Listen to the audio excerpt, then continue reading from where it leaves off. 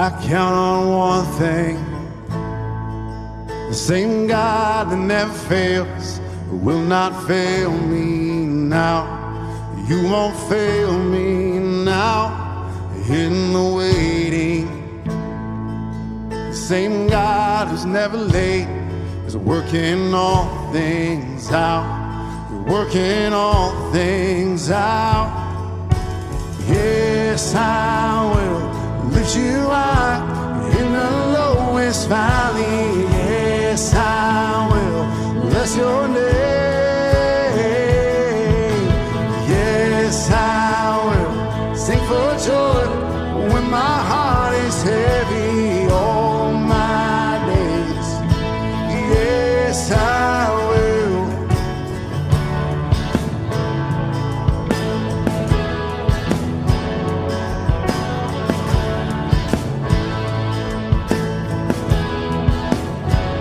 I count on one thing, the same God that never fails will not fail me now. You won't fail me now in the waiting. Same God who's never late is working all things out. You're working all things out. Yes, I will lift you high in the lowest valley. Yes, I will bless your name.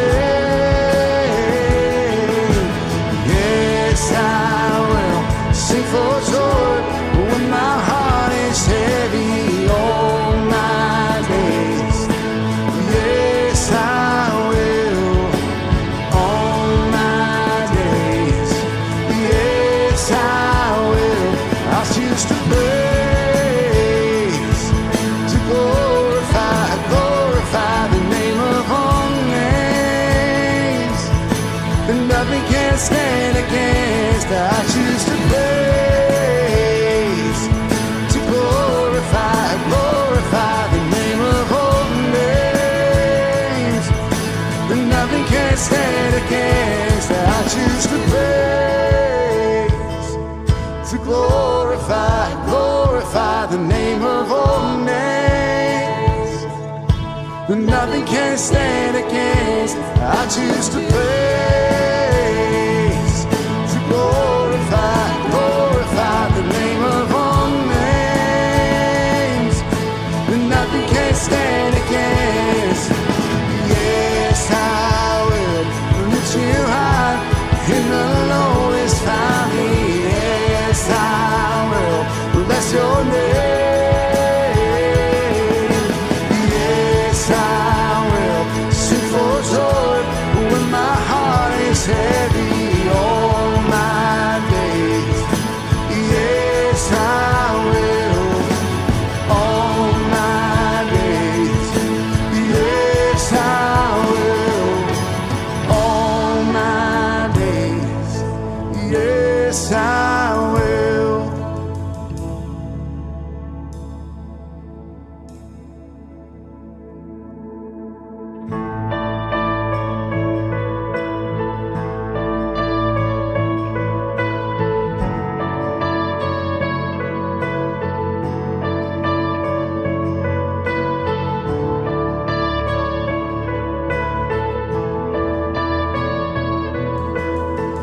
My hope is built on nothing less than Jesus' blood and righteousness. I dare not trust the sweetest frame, but wholly lean on Jesus' name.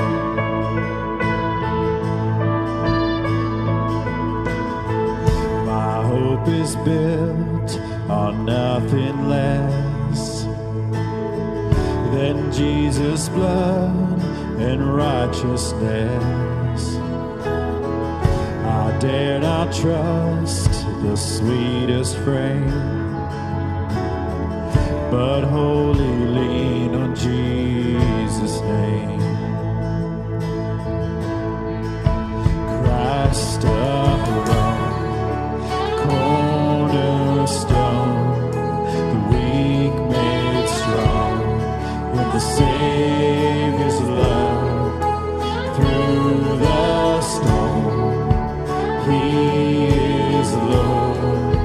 Lord of all.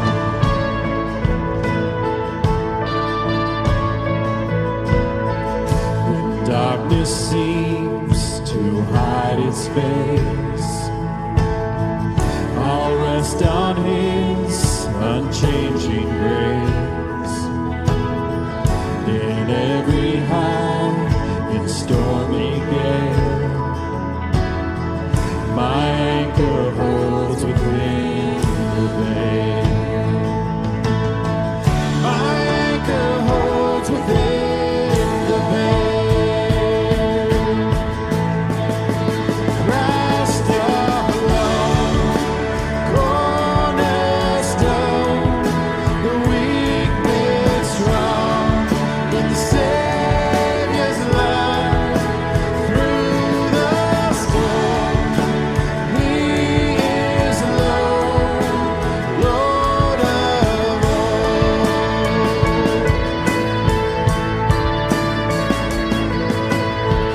When He shall come with trumpet sound, oh, may I then in Him be found, dressed in His righteousness alone, faultless to stand before the throne.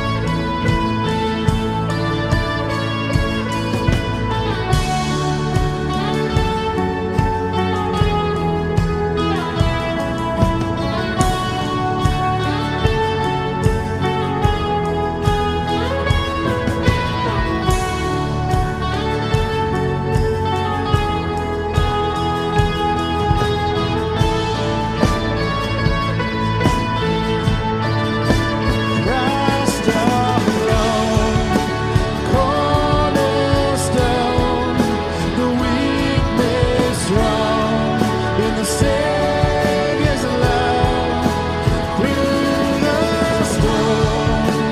He is Lord, Lord of all. Christ alone, cornerstone, the weak made strong in the Savior's love through the storm. He is Lord, Lord of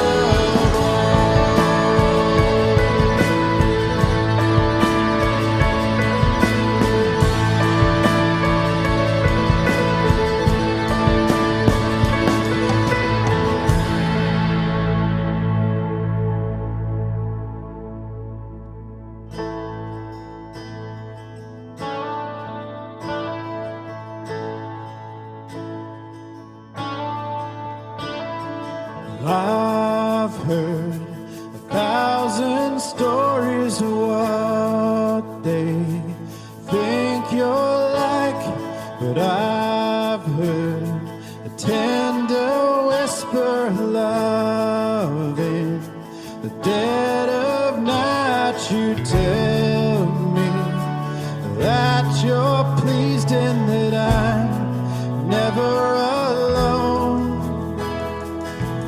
You're a good, good father. That's who you are. That's who you are. That's who you are. And I'm loved by you. That's who I am. That's who I am. That's who I am.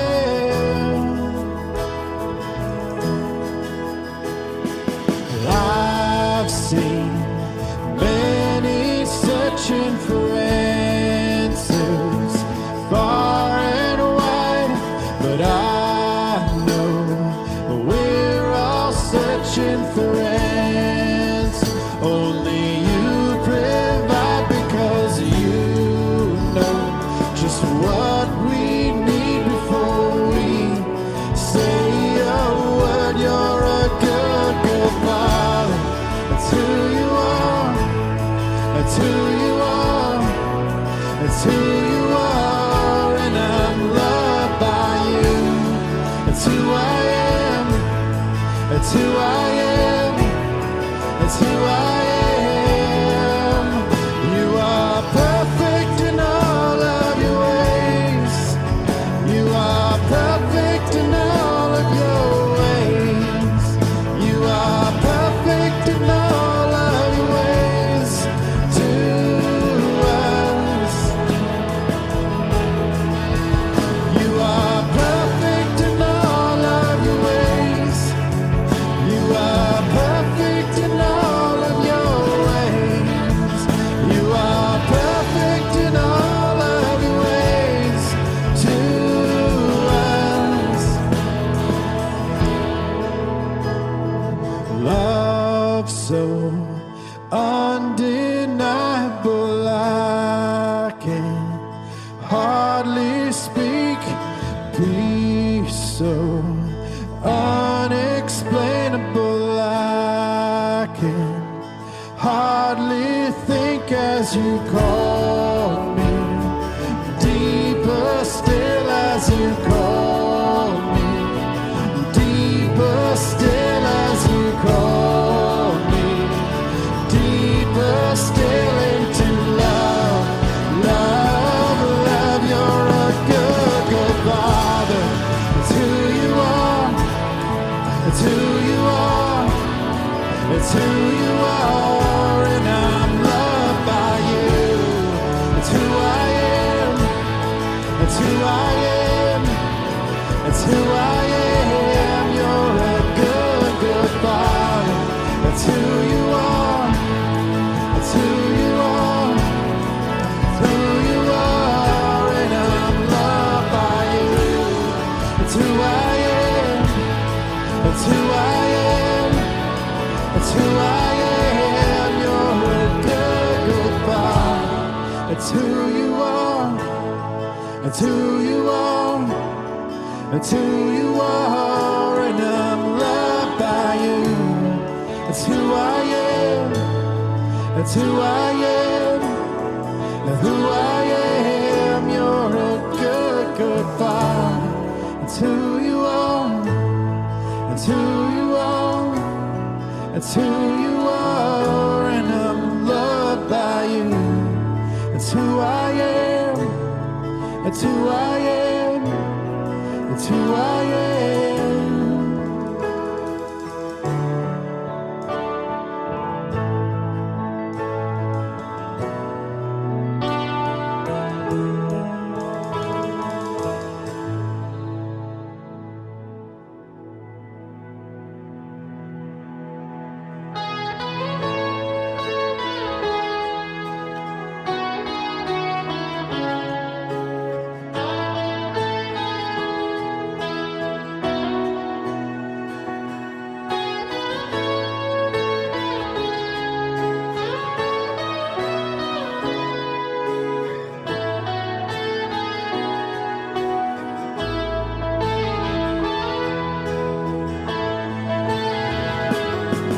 The sun comes up, it's a new day dawning. It's time to sing your song again. Whatever may pass and whatever lies before me, let me be singing when the evening comes. Bless the Lord, oh my soul, oh my soul. Worship His holy name. Sing like never before. Oh my soul, I'll worship You.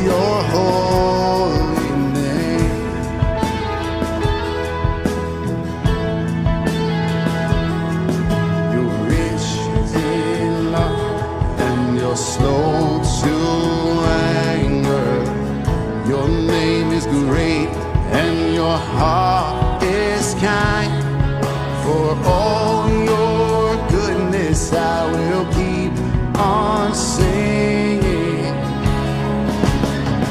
10,000 reasons for my heart to find.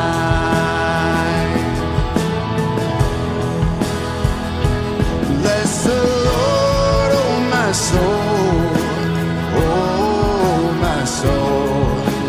Worship His holy name till like never before. Oh my soul, I'll worship your holy name. And on that day when my strength is failing, the end draws near and my time has come, still my soul will sing your praise unending. 10,000 years and then forevermore, forevermore. Bless the Lord, oh my soul, oh my soul. Worship His holy name. Sing like never before. Oh my soul, I'll worship your holy name. Bless the Lord, oh my soul, oh my soul. Worship His holy name. Sing like never before. Oh my soul, I'll worship your holy name. I'll worship your holy name. Oh Lord, I'll worship your holy name.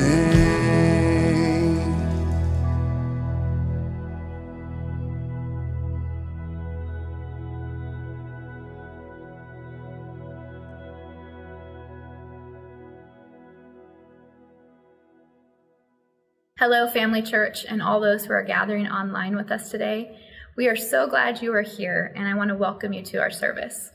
My name is Crystal, and I serve on the staff team. And I would also like to share with you an opportunity to learn more about Family Church this week and how you can get involved even now. We have an online gathering called Connection Point.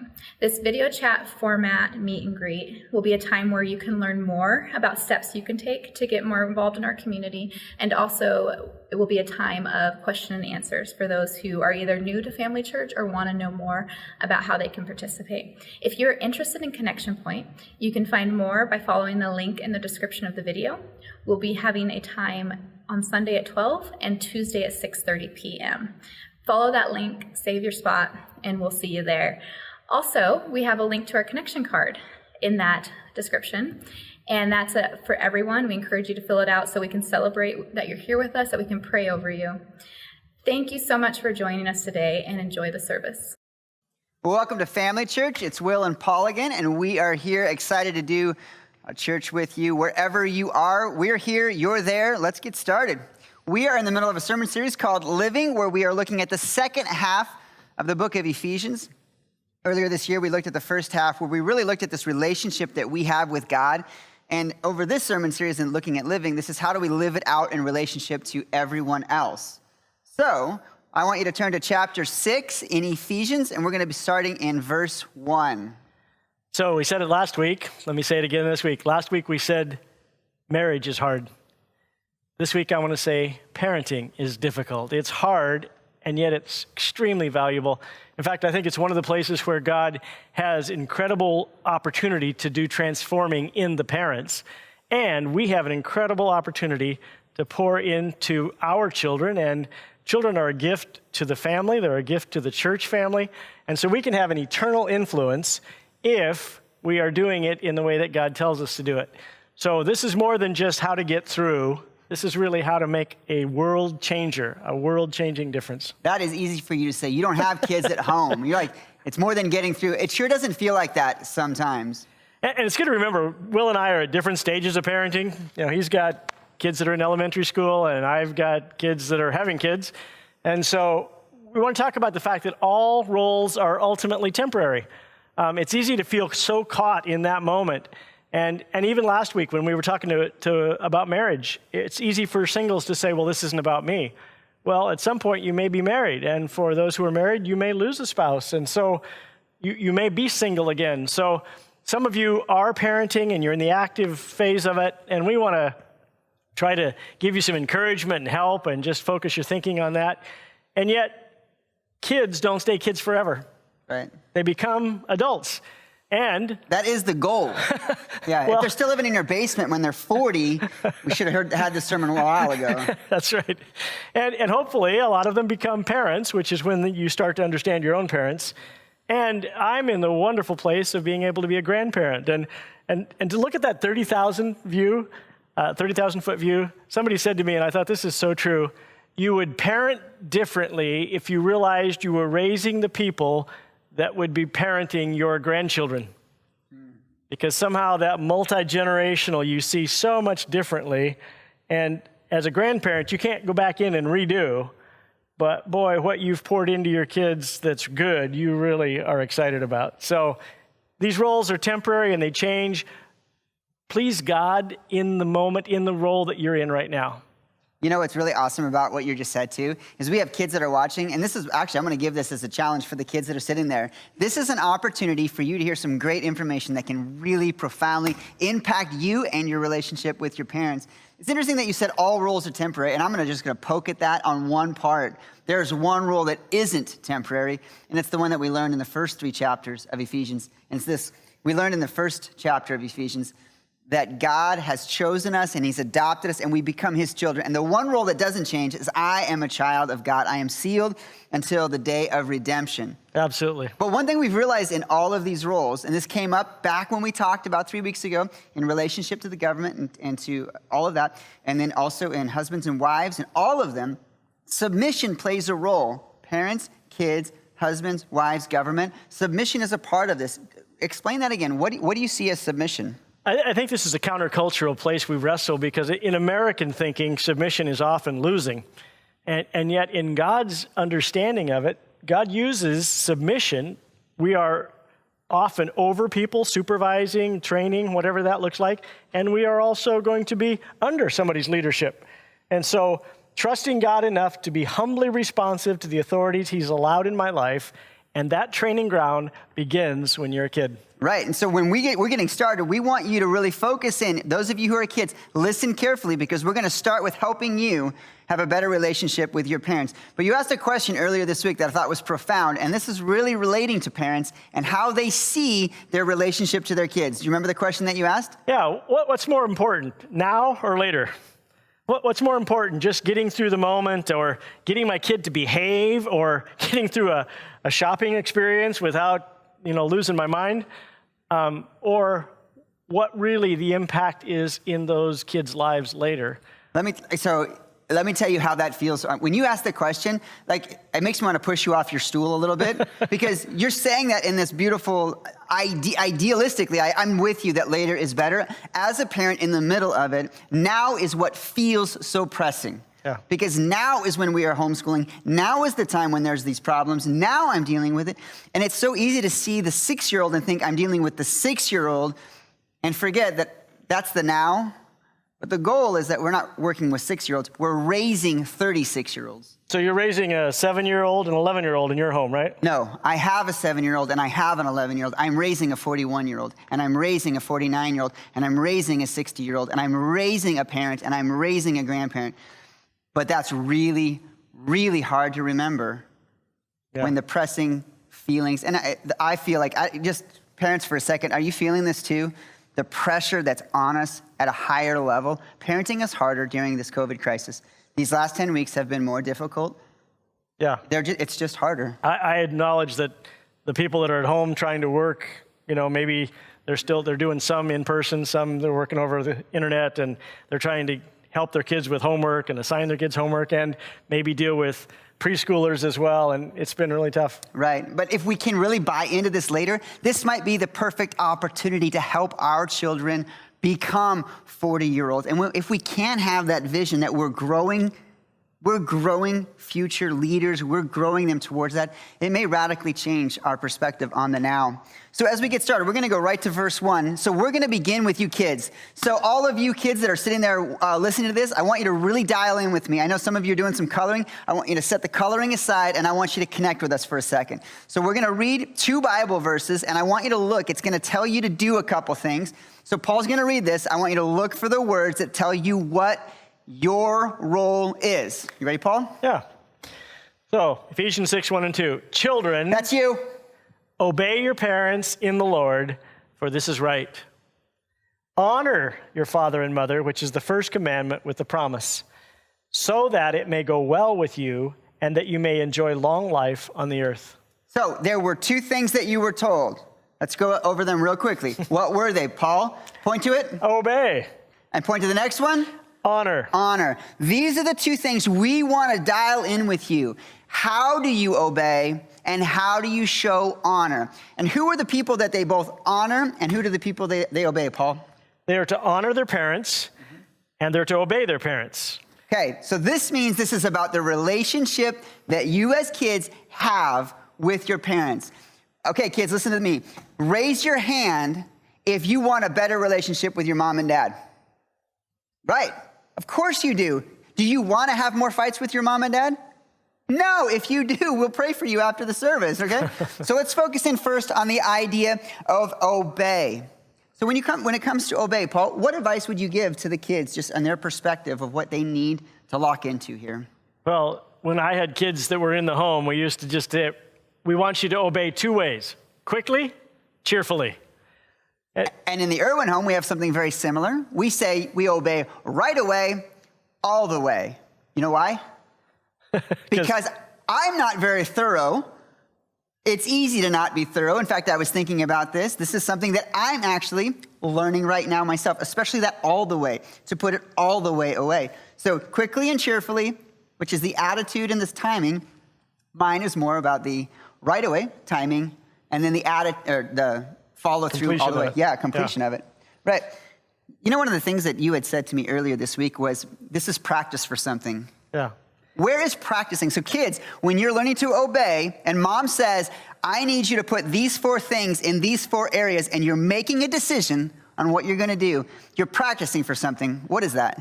You're learning to obey God. That's the first place where you have a chance to say, I got to obey usually is doing something I wasn't going to do anyway. And it means that I'm going to learn to obey my parents because I see that God is working through them, and ultimately, it helps me obey God.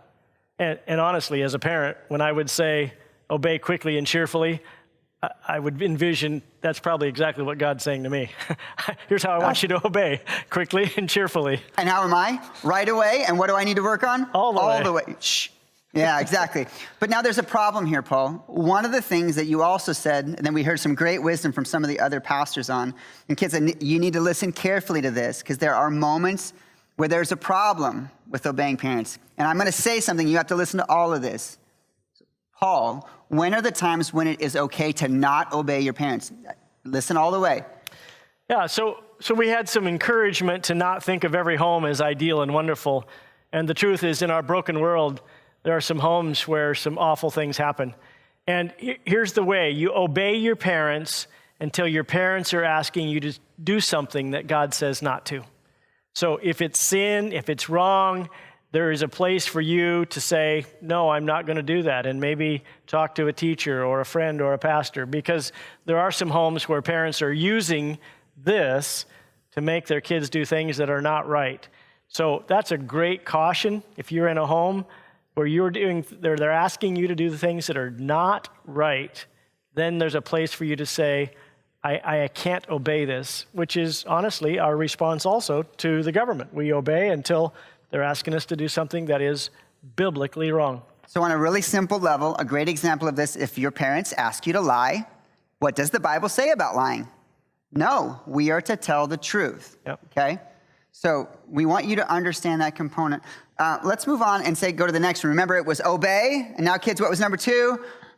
Honor. Very good. So talk to me about honor. So obeying is a temporary process. While you are in their home, while you are underage, your parents are taking care of you, providing for you, you're to be obedient to them. Right.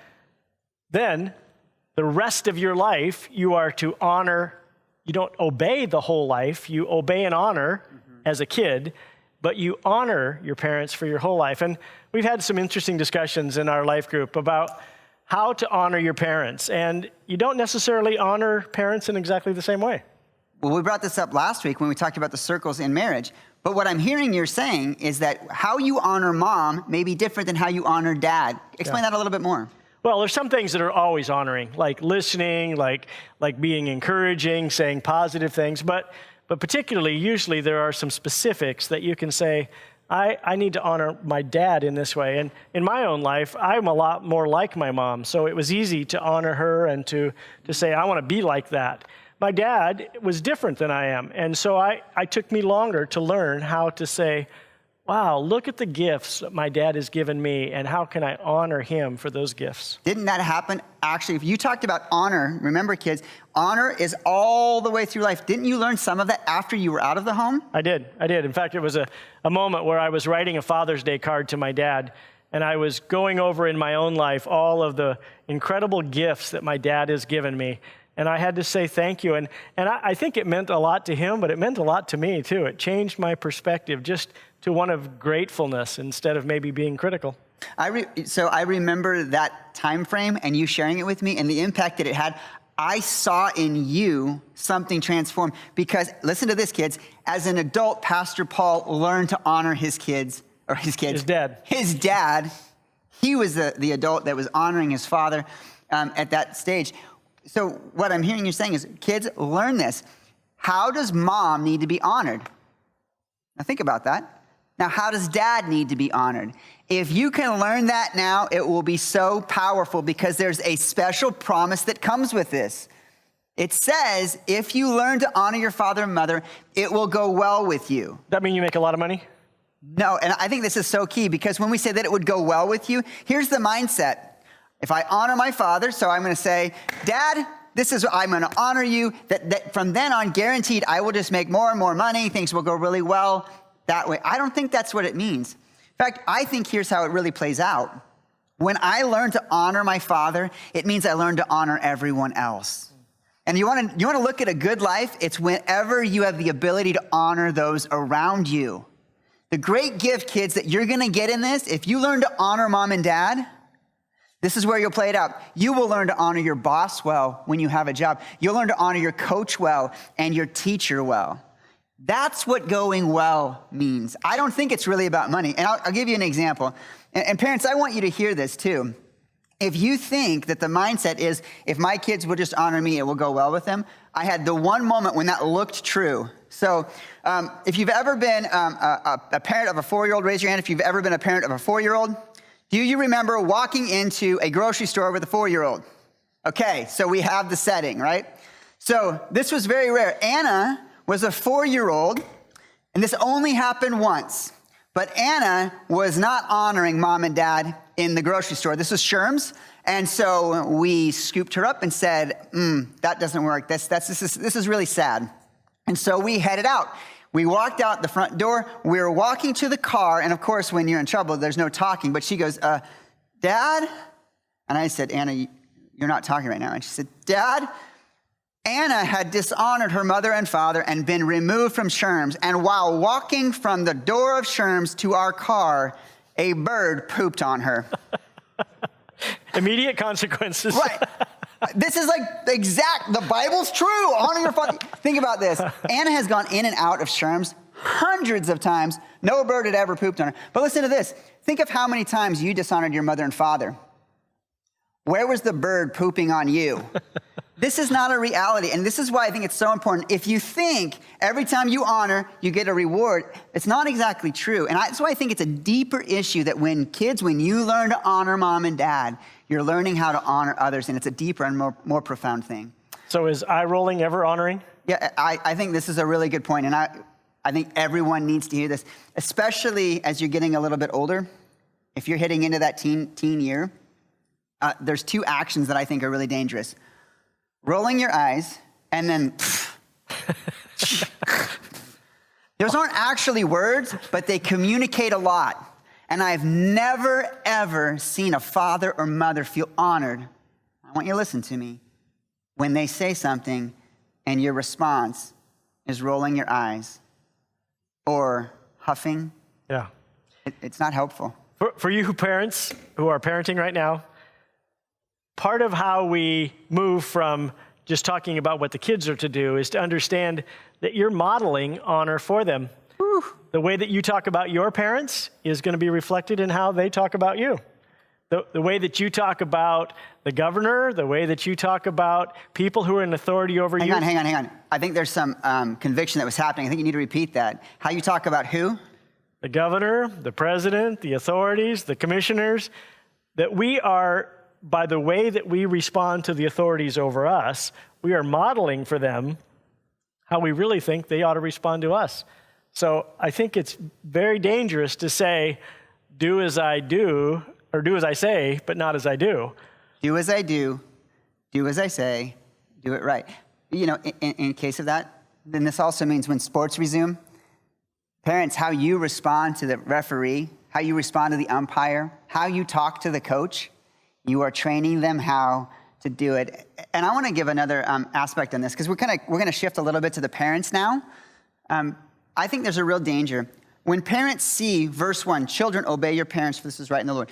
When they see that and they think that is the main focus of parenting, it is a key component, but that's really, those two verses are about the kid. That's the kid's choice. And kids, obeying is a choice, honor is a choice. That is totally a reality. That is a choice that you make. And when parents say, this is how I'm going to parent, if the goal of parenting is verse 1, to get them to obey, you will probably bend towards behavior modification and not growth. Okay? And getting kids to do exactly what you say. Parents, raise your hand if you would love it if your kids from 0 to 18 just did everything you say. Sounds easy. Here's the problem. That's often not how they grow and learn. Because imagine if they put them with a boss that does something illegal and they just do what everyone says. No. This is not about compliance. It's about something much deeper. So we're going to transition to verse number 4, where we're going to look at the relationship of fathers and mothers and talk about how we can parent well. Yeah. So Paul, why don't you go ahead and read this? So it says specifically fathers. Some translations, it's parents. I think clearly this is focused on parenting in general. Let's not forget, though, that dads, it's putting a particular responsibility on us. Good. Sometimes it's easy for us to say, well, I'm working or I'm doing this and I'm out of the home, and maybe mom's out of the home and she's working too. And I think we've both got to come together and say this is a team effort and we need to work together at the parenting. So fathers, parents, do not exasperate your children. So first of all, it's a do not. Instead, bring them up in the training and the instruction of the Lord. So as you said that, it does start with a prohibition, something that we're supposed to not do. This idea of exasperate, do you have a definition for us? Yeah, it's the idea that in my dealing as a parent, I am causing them intense frustration or discouragement. So there are lots of different ways in which parents can do that. Some parents do that because they are never satisfied with the accomplishment that their kids make. The kid gets a B and they're like, why didn't you get an A? Or he gets all district and why didn't you get all state? And really it's about the percentage of criticism versus the encouragement. Right. And it's easy for us to raise that level of expectation continually above their ability. And I think also it can be that when we switch our expectations all over the place, but probably the greatest area we exasperate, and I think it's like rivets again in your genes where you say, here's what parents, you're going to have a tendency to do this, is that when we get angry and we actually discipline our kids out of a frustration with how they're making us feel or how they're making me look. Right. And did you ever parent stronger when your kids made errors at church? Oh, yeah. Or in the store when everybody's watching, it's easy to overreact. That's a great caution for parents there to say, whoa, be careful, because when you put that extra on, then you know what, you're training them right there. And what did you just train them in? Yeah, that in public you can get angry because somebody's not doing what you want them to do. Exactly. The way I like to see this is anytime I bring unneeded emotion into the situation, I am exasperating. I am escalating the problem. If there has been a poor choice, every time we add more negative emotion, we are adding to the problem. So to respond to childishness by being childish does not help anything. And there we have it. So this, you know what and I hadn't thought of this until we're talking about it right now. This idea of do not exasperate is in the now. Yeah. But the second part, the other two things that he's saying, those are trajectory issues that are pointing towards the future. Have you thought of that? In fact, he says instead. I didn't even catch that either. Yeah. So guys, right now, parents, here's what I need you to hear right now. This idea of do not exasperate, can you lower the emotions in the room when there is a problem? When there's a discipline issue, if we can lower those emotions, that's a now issue, especially in light of the homeschooling. And I know school's about to be out, and I know a lot of you are going to breathe more deeply with that. But in the light of all of this, can we lower the emotions in there? That's a now issue. And sometimes it's about taking a pause. It's like, go to your room, go sit down. I need to take a walk around the block so that I do this well.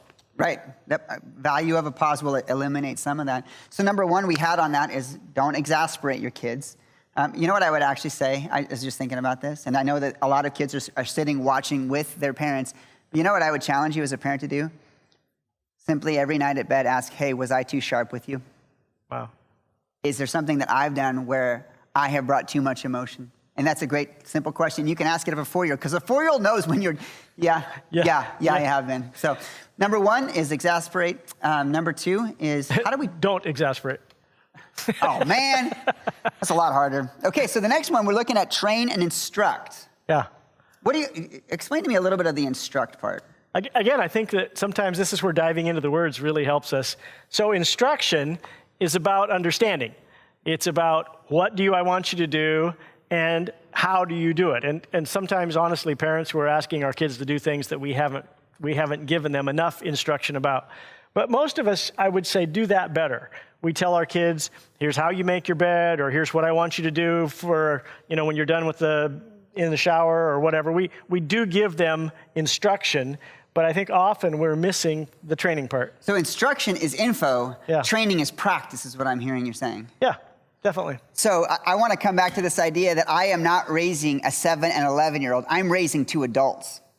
Because the mindset will change drastically. And I want to give you a scenario here, okay? So we're talking about one of your children, and they are old enough to read a clock. So let's just say the kid is 7 or 8 years old. It's noon, and this is what you say to them. You have an option. You have chores to do. If you have them done by 3, tonight we will be watching a movie and having ice cream. Okay, so the scenario is there's 3 hours. They understand what's expected. They know how to do it. This isn't a new chore. They know how to do it. And there's a time limit. Okay, and they're old enough to read a clock. So let me ask you, I want you to think about this at home. Don't answer too quickly. How many times should the parent remind the kid that 3 o'clock is coming? How many times? What's a healthy amount? My wife used to occasionally go tick, tick, tick, tick, tick, just to remind them that the clock was running. Right. Because here's what I want to lay out for you. The answer is it depends on what you're trying to do. If you're trying to raise an adult, what that means is you need to think about this. When they're 40 and they're at work and there's a report due, do you plan on being there a half hour before the report's due to say, now remember, Sammy, it's time to get that done? He's 40. No. And in the same way, if it's 2:30 and there's a half hour for the chores to be done, training says let them fail. Because here's what will happen. At 3 o'clock, the chores won't be done. Perfect. They missed the movie and they missed the ice cream. Now here's the question. Are you okay with that? That's hard.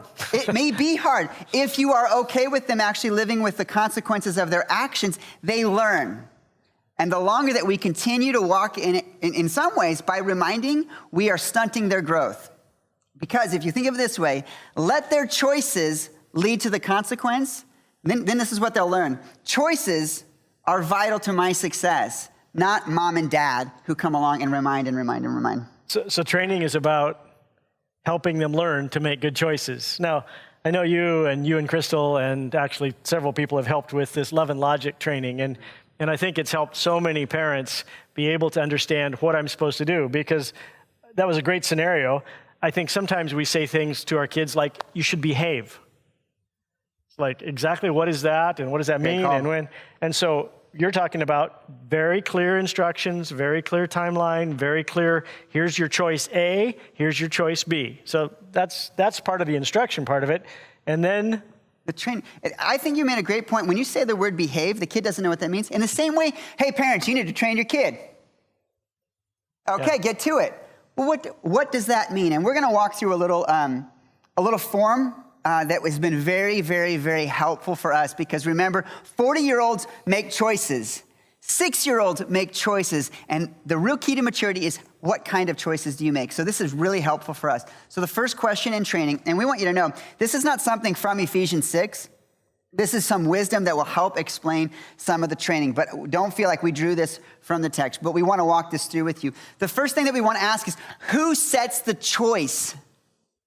And this is really critical, because in some homes, the kid is doing it.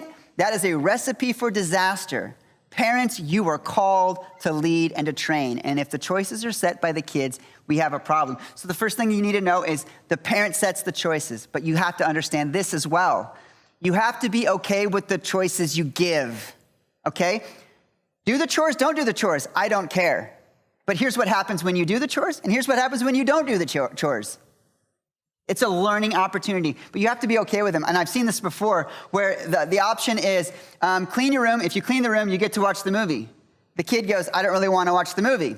So they don't clean their room. And the mom's mad. Well, why is the mom and dad mad? You gave the choice. You got to be okay with both. Which means you need a little practice in how to set up choices carefully. Think through your choices. That's a really good point. The second question that we have here is, who makes the choice? Well, when you're not okay with the choices, you know what sometimes happens? The parent, and play that scenario out. You have to have your room clean if you want to watch the movie, and it's not happening. Well, the mom's not okay, or the dad's not okay with the choice, comes in and says, the reason I keep saying mom is this is a scenario in my head that I've walked through with someone that had told me their story, and I realized, I keep saying that because she kept coming in and saying, no, do. What she wanted to do is she wanted to come in and make the choice. Yeah. Well, that's not a training opportunity. That's the mom controlling that option. It happens just as much with dads. But the issue is, who has to make the choice? It has to be the kid.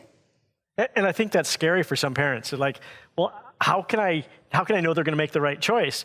And what I hear you saying is that actually consequences are a great training process, but sometimes we're afraid of that because it does cost the parents a little bit. There is a cost to it. When you start allowing this to happen, you're giving up control. For instance, this is a great Love and Logic idea, is we call it a just-in-case code, but these are your options. You can wear your coat or you can carry it. I'm okay with both of those options. Right. If they want to be cold, what do I care? Versus, I'm going to control you. You will put a coat on. So there was no choice. This is a really key opportunity. If you have been to Love and Logic, this is a drill sergeant parent if they don't let the kid make the choice. And then the final one is, who pays for the choice?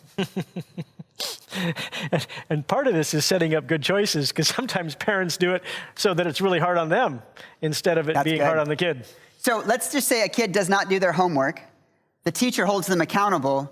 Have you ever heard of a parent going into the teacher to fight on behalf of the kid? Yeah. So what happened is there was a choice set by the teacher, a choice made by the child, and who's going to pay for the choice?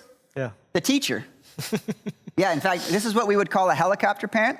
Nowadays, they are fully armed. They have semi-automatic weapons that are attached to the wing. I mean, they come in firing because here's what happened. A choice was set, a choice was made, but who's going to pay the price? And this would be a helicopter parent if you don't have the child pay for it, because it really has to be that. And I think this is an important moment to say that we get very little training, either in how to be a good marriage partner or how to be a good parent. And what we often do is, number one, we just imitate whatever our parents did. And if it wasn't terrible, sometimes that's your default setting. You just like, well, this is how you do it. And you just operate on automatic. Or you're really upset with how your parents did it. And so you're going to do it exactly the opposite. And that's part of why sometimes dangerously too. Very much. Yeah. And I think that's why we're trying to say you need to come to the Scripture. You need to have as much training as you can possibly get. You need to have godly wisdom from other people who've been through it. That's actually one of the great benefits of being in a church relationships, because you've got people that are further down the road and they can say, boy, I wish if I had to do it over again, I would have done more of this. Because in the moment, watching the movie with two of your children and not the third one can feel like it's hard. It's a difficult process. They're crying in the bedroom. And yet, if you're raising a 40-year-old, you realize the temporary discomfort is worth the long-term influence. You know, I was convicted of as we're sitting here. So I have taught Love and Logic over 20 times. Crystal and I have sat together with couples and talked through what it means to be a parent. And this is just such a key component of it, is the choice idea. And I'm realizing how few choices I've been giving lately. Oh. And for those of you who don't have a background in choices, I realize you're saying choices for what? Start with something simple. You can do things like, would you rather play on the trampoline or play on the slide? Those are very simple ones. And then you start thinking about, how would I do this at dinner? Feel free to join us for dessert when you've eaten your dinner. Then you're giving those kinds of choices. So, but this is something, if you really focus on, it will really help in your training. Well, we've had a lot of great information that's been given today, and I know that some of you are thinking it feels a little bit like a fire hose and it's hard to take it all in. So I'm going to give you some advice. I would love it if you would find someone that you look at the way they're parenting and you want to be like them, and I want you to take them out for coffee. Now, you can't stay at the coffee shop because they're all closed, but find somewhere to sit down and have a conversation with a parent that you admire. Also, you can look for resources. There are a lot of great books on this that you can order on Amazon, or perhaps you'd like to go to our Right Now Media, and there are some parenting resources on there. But ultimately, I think the main place that we want you to come back to is the Bible. And if you're going to have one thing that you're going to pour into your kids, it comes from the Bible, because we're about discipling our kids, not just making sure that they do what we say. So we have a question that we want to challenge you with, that we'd love it if everyone here would spend some time having the dialogue together. So here's what we have. We have a question, and the question is, what relationship needs more honor? So this has to do, parents, if you are saying, I want to be more honoring of the kids in the way I relate to them and discipline them, I need to be more honoring to my parents, verbally in front of my kids, and to my parents. I need to be more honoring, maybe even to some other authorities. And then don't just say, Mom, Dad, that's the short answer. Then you need to follow up and say, how am I going to honor them? What is the way that I need to work on giving honor? And I think it's so crucial that we set that desire to have a culture of honor in our homes. And I hope that that's going to be something that comes out of this series, out of this message, and that as we pray together, because parenting is hard, that God would give us the wisdom, the ability, the support, all that we need, because it's a extremely important thing. So who's going to ask the question? I think it should be the youngest person in the room. Give them some honor here, and you look at whoever's the other people in the room and you say, who is it that you need to honor more? And let them answer. Let them share how. All right, why don't we close in prayer? Okay. Lord Jesus, I am so grateful that you are pulling us into this. And I was just thinking how Paul started the sermon, how this is a great opportunity for parents to grow. And it's a great opportunity for children to grow. And I pray that that would happen. And I pray that you would grow us in our response. You would grow us in honor and how we honor each other. But more than anything, I pray that you would grow us in our relationship with you.